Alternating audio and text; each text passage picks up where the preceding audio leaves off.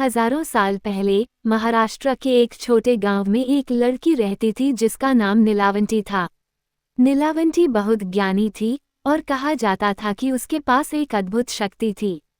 उसके पास एक किताब थी, नीलावंती ग्रंथ, जो संस्कृत और प्राचीन भाषा में लिखी गई थी।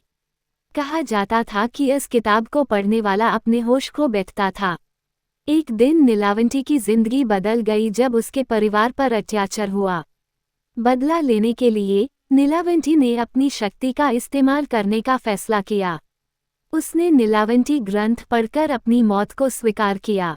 कहा जाता है कि जो भी नीलावंती ग्रंथ पढ़ता है उसका दिमाग खराब हो जाता है। आज भी लोग इस कहानी के बारे में बात करते हैं, लेकिन कोई इस किताब को पढ़ता नहीं। नीलावंती की आत्मा इस ग्रंथ के साथ जुड़ी हुई है और कहा जाता है कि उसकी आत्मा आज भी इस ग्रंथ की रखवाली करती है। लोग कहते हैं कि जो कोई भी इस ग्रंथ को खोलकर पढ़ता है वो एक अलग दुनिया में चला जाता है। कुछ लोगों ने कहा है कि उन्होंने इस किताब की आवाज़ सुनी है, जैसे वो उन्हें बुला रही हो। एक रात एक विद्वान ने हिम्मत करके इस किताब को पढ़ने की कोशिश की। जब उसने किताब पढ़ी तो उसका चेहरा एक अजीब सी खौफनाक मुस्कान से भर गया। कहा जाता है कि इस विद्वान का दिमाग खराब हो गया और उसने अपनी जान ले ली। इस घटना के बाद लोगों ने इस ग्रंथ को एक मंदिर के अंदर बैंड कर दिया। लेकिन आज भी रात के समय लोग कहते हैं कि इस मंदिर से आवाज़ें सुनाई देती हैं। जो लोग इस ग्रंथ के पास जाने की कोशिश करते हैं वो कभी वापस नहीं लौट।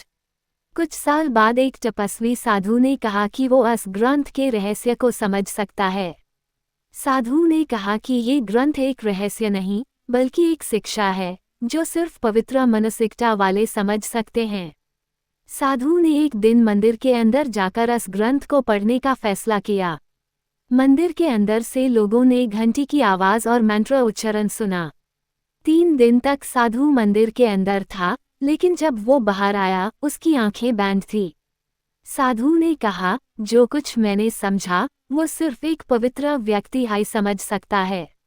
इस ग्रंथ को हमेशा बंद रखना चाहिए। साधु के बाद किसी ने इस ग्रंथ को खोलने की हिम्मत नहीं की। कुछ लोग कहते हैं कि साधु की आत्मा आज भी इस मंदिर की रखवाली करती है। जो लोग इस कहानी को गलत समझते हैं उनका सामना शापित आत्माओं से होता है।